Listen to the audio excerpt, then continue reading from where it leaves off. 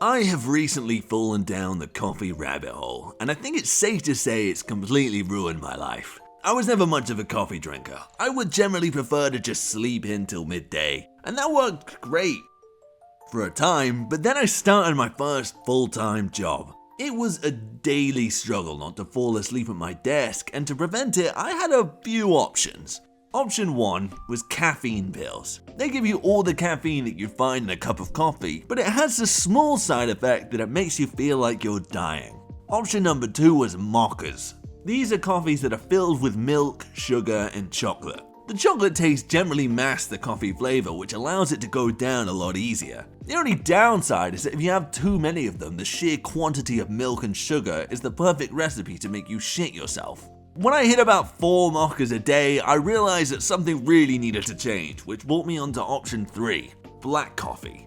It's 0 calories and has a whole load of supposed health benefits, and it gives you all the caffeine that you desperately need. The only issue is that it's completely fucking disgusting. Black coffee's flavor profile is essentially dirt, and yet despite that, I somehow managed to convince myself that I liked it. I even ended up getting my own coffee machine, and I would wake up early every day to make my very own cup of dirt water. And that was great for a while, until I asked myself the question, what can I be doing to make my coffee better? And it turns out the answer is that I'm doing everything wrong. First, you have to get a grinder to grind your coffee fresh because pre-ground coffee is completely flavorless. But wait, are you using the grinder's timer to dose your coffee? You should be weighing out the beans every single time. But wait, you're using a pressurized basket? You should really buy a bottomless portafilter instead so you get way better extraction. Wait, are you about to put the coffee into the machine now? It'll have issues with channeling. You need to distribute it with a WDT tool. Oh wait! You should be timing how long each shot takes to pull, and also weighing the output and trying to get the perfect ratio.